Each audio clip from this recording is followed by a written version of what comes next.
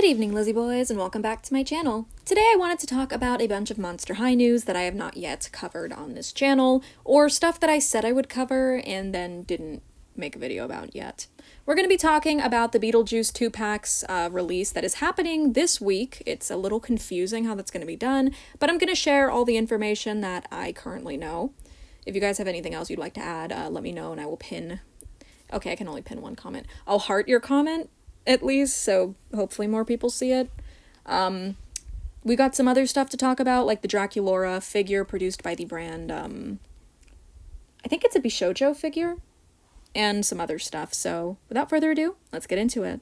So we'll start with the big news about the new G3 web series. So it seems like this is going to be how Mattel continues to make content for G3, because obviously having an animated show is something Monster High always has going for it, even when they lose, like, the contracts with, like, whatever company they're working with. Because, like, G2, I think, only had 2 movies, and then they went on to make the Adventures of the Ghoul Squad series on YouTube, which people always tell me, like, oh, this character was in G2, they were in the Adventures of the Ghoul Squad. That doesn't count.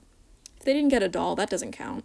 But, I'm such a hater. Anyway, it's pretty cool. It's going to be animated by the same company that does the music videos, and honestly, I think this animation style does have potential.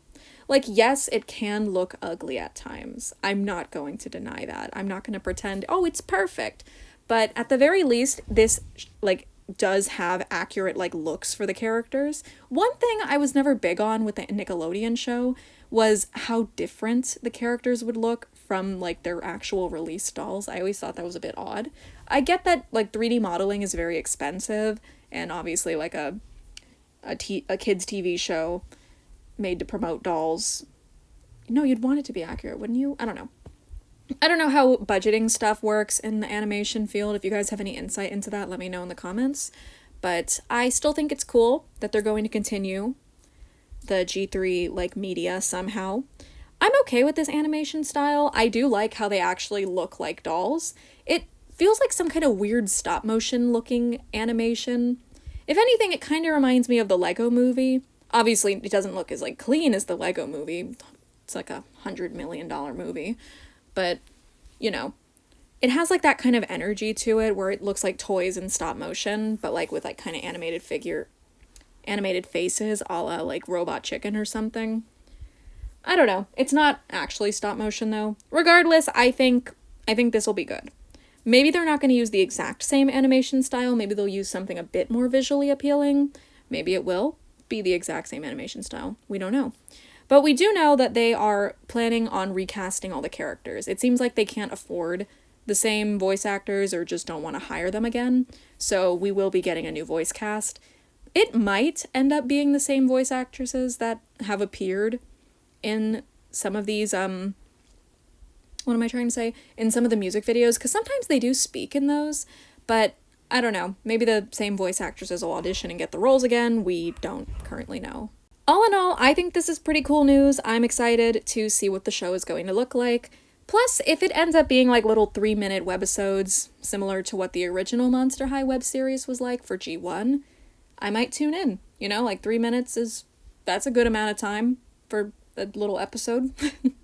Gives you a little bite of content to chew on for like a week before you get another one. Alright, and next up we got the Kotobukiya.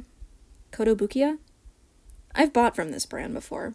I have some of their Danganronpa figures. Danganronpa. Remember when I had a Danganronpa profile picture on this channel? Yeah. No, you don't. Anyway, this Draculaura figure seems to be in the same style as the other Bishoujo figures that this brand makes, like similar to their horror series where they take horror icons and turn them into hot anime girls with big boobs. It's not an exaggeration. Look up their Edward Scissorhands figure. That's what I want the Skullector doll to look like whenever it happens. That's why I don't want them to do a male Edward Scissorhands. Anyway, I think this is a pretty solid sculpt. I'm excited to see what she looks like fully complete, fully realized. And since they're starting off with Draculaura, I have a feeling this figure will sell well, and when this figure sells well, they'll make more. So basically what I'm saying is that we need to keep buying these so that they make Toralei. We need to keep buying these up until the point that they produce Toralei, and then we can stop, okay? I say we because this is going to be a team effort, alright? I need all of you guys on board. We need these things to sell so well that they get to Toralei and they produce her. I would do anything for a Toralei to exist in this style. I would do anything to own a Japanese Toralei figure. Do you know how fucking cool that would be for me? Anyway, Nurse, I'm out again. This figure's pretty cool. I think she's gonna be, actually, I don't know how much these cost. I don't know how much these typically cost. I know that this brand did this for, like, My Little Pony, like, they did, like, Equestria Girls versions of the figures. Their design for Luna was so good. Their design for Luna was gorgeous. They like to do, like, recolors. Like, they did some of the My Little Pony characters with different skin tones. They had versions with human skin tones, and then they had them with, like, the fantasy skin tones that, like, match, like, you know, the actual colors they are in the show. So, like, a Twilight with purple skin, a Rarity with Snow White skin, you know? But then they also had, like, human skin tones on some of the other figures. It was kind of cool. Maybe they'll do stuff like that with this as well. Like, maybe they'll release a human skin tone Draculaura. That'd be kind of weird, but that's the kind of thing this brand does, so I don't know. We could maybe expect color variations of her at some point, but obviously this one's just going to be like the vanilla, this is just regular Draculaura look, you know? Or maybe if they don't do color variants, they'll do, like, outfit variants, and this one could be, like, redressed into sweet, not Sweet 1600, Forbidden Love. I feel like they would do that. Alright, and as for the Beetlejuice set, because I said I would talk about this, currently, it has been confirmed that these are going to be sold on Amazon, and like an hour or two ago, they were actually available for pre-order on Amazon UK. I tried to see if I could get one, but it wasn't working. I mean, I wasn't actually going to order it, I was just trying to add it to my cart, and it kept giving me an error. Okay, maybe I was going to order it and send it to Jay, what of it, but anyway, so yeah, overall, I still think the dolls look really great. I'm super excited for them. They are releasing officially on February 6th, so that is Thursday. That's the date that they'll be releasing on Mattel Creations, where they will be limited to one per person, which is extremely annoying, because the description on Mattel Creations also reads, if any are available the next day, they'll go on sale for the general public. So why is it limited to one per person? Because if I want to get both with my fan club membership, like if I want one and my mom gets one, my mom wants one too, you know, because we always buy our dolls together to save on shipping. Why should we have to pay shipping twice? That's another thing Mattel Creations annoys me with. They always make you pay the shipping price no matter how much you're spending. So that's why I'm grateful that these are going to be on Amazon. We don't know how available they're going to be on Amazon, but here's to hoping that it's very available on Amazon. I would really like these two to sit in stock for at least a few hours, give everybody enough time to buy them. Not to mention Amazon is at least generous enough to not make you pay until your item is actually, like, shipped. So they don't charge your credit card immediately the way Mattel Creations does, and then they proceed to make you wait several months for you to get your doll sometimes, because it'll be a pre-order and you don't know that until the day that the doll actually comes out. I have a lot of gripes with Mattel Creations. This might be why they don't send me stuff anymore. But anyway, I'm just hoping that these dolls are not too hard to get. I really like this set, and I also really just want to have a Beetlejuice set out of the box. Because as much as I love my original dolls, I never took them out of the box. I don't know why, I just kind of left them in there. I want to unbox them, but now I feel guilty unboxing them because they go for so much money, and I mean, I guess one day maybe I could get lucky enough to thrift another set, but still. I don't know, that'd be a fluke, like Felicia was the other day. Anyway, I'm getting a bit off topic. Basically, the links for these, you can find them on youloveit.com. They're all affiliate, though. I can't find, like, the regular vanilla unaffiliated links. All the ones I've seen are affiliates for someone. But if you guys have links, feel free to leave them in the comments. If I find any, I will pin them. I want to help you guys if you want to get this set. I don't want it to be, like, super difficult for everyone to get. I have been checking the US link, and so far, nothing, like, it hasn't been put up, like, for sale yet.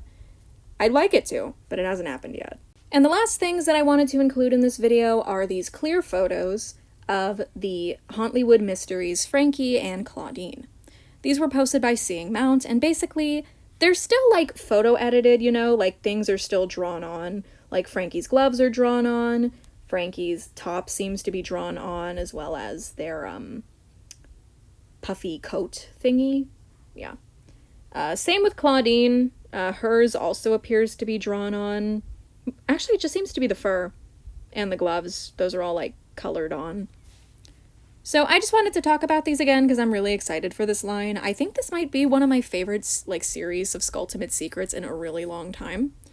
I just really adore this Frankie. I know, controversial opinion, because a lot of people don't like this one, but I absolutely adore them. The pink leg is so much fun. I really hope that they actually get to keep it, unlike another Frankie who recently lost their pink leg. A tragedy, really. Because I think they balanced the pink perfectly on this doll, between the lips, the necklace, and the leg.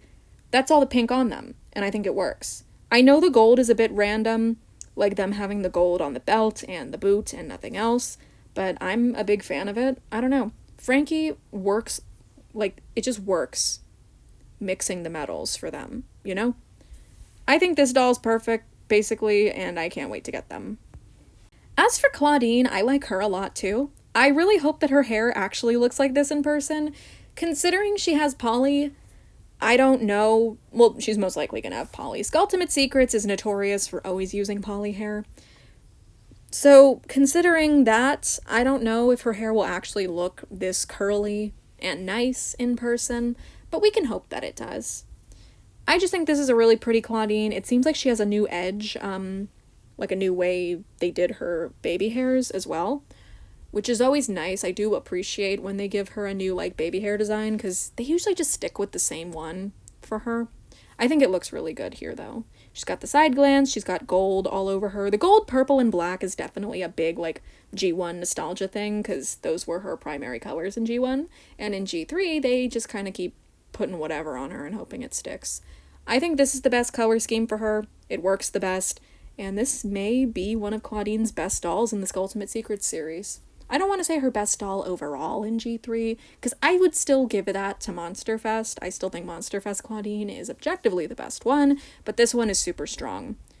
But again, it comes down to how she looks in person. So anyway, that's about everything that I wanted to yap about in this video.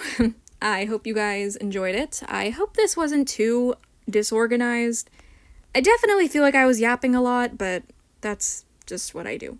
I'm a yapper. So yeah, I hope you guys enjoyed this video. Feel free to leave your thoughts in the comments below, and what do you think of that upcoming G3 animated series? You think it's going to be good? I'm hoping that it is. I'm also hoping that we can get more Toralei content through that, because I miss her. I miss Toralei. I need more Toralei content. But yeah, thank you guys so much for watching this video. I hope you enjoyed it, and as always, I hope to see you in my next one. Bye!